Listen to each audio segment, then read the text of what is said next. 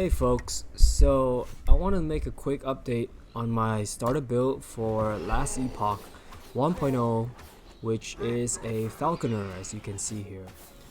I didn't do too much research going into this one, except I knew I wanted to try one of the new classes, and Falconer seems more fun than the Warlock class.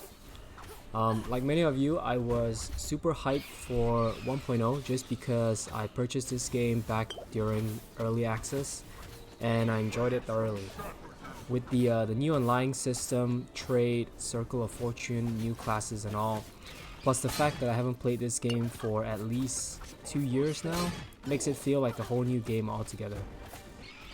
I have to say the Falconer is pretty busted during the leveling campaign at least. Specifically, the bleed variant that I'm playing, the damage is definitely carrying pretty hard, as you can see here.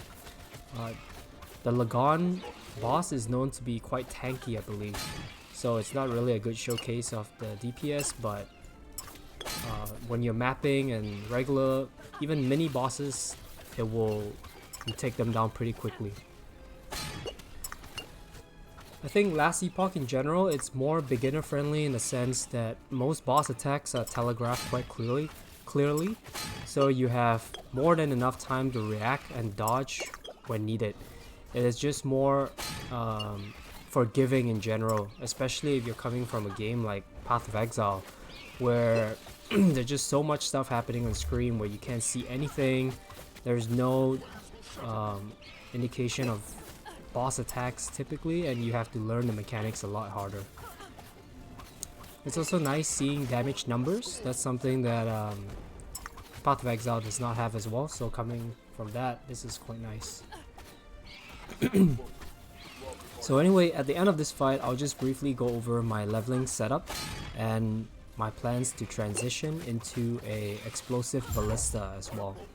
So stay tuned.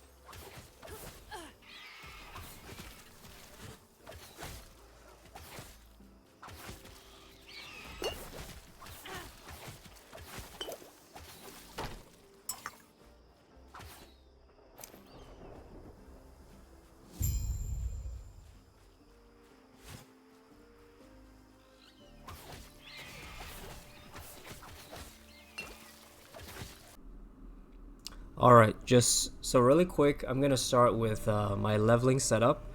I level with Puncture, which is a skill you get at level 2 or 3. It's super early on. It's a skill, a melee or a range skill that has a chance to inflict bleed. And the way bleed works in this game is that if you have a 100% chance to bleed, you will stack 1 bleed. If you have more than a 100% chance, you may stack more than 1 bleed stack per hit. So in this build, we are ourselves, we're inflicting bleed ourselves, and our Falcon is also inflicting bleed, which I'll talk about later. So we end up inflicting a lot of bleed on the enemy, and it ends up dealing a huge dot damage. This is what the skill tree for Puncture looks like. You are essentially getting more bleed here, and then you can go down here for more attack speed and more damage. Everything else is flexible. The only main things you need are Perforate, Bloodthirst, and Hunger. And then eventually you're going to get your Falcon, which is important as well. You want to path through Falconer's journey. Is it a bird, agile prey, and most importantly, rending talons. This allows your bleed chance to be converted to your Falcon at 200% of its value. So if you have a 100% chance to bleed, your Falcon will gain 300%. So that's a lot of bleed chance. At the end game, or at the end of the campaign, which is I'm level 53 right now, it's not hard to stack over 100 bleeds on an enemy, and it ends up dealing a lot of damage. Everything else is quite flexible. I did not get aerial assault just because I have shift already. Shift, you want to path down here to get invulnerable, and also eventually you can get the healing here and also removing negative ailments. And then dive bomb, this is the highlight. I got this around level 48, and it deals an absurd amount of damage in an area. So in the mapping showcase earlier, you would see packs of monsters being obliterated one shot. It's because of this skill. Falconer strike deals quite a bit of damage too, but dive bomb is the one that just shreds the entire pack.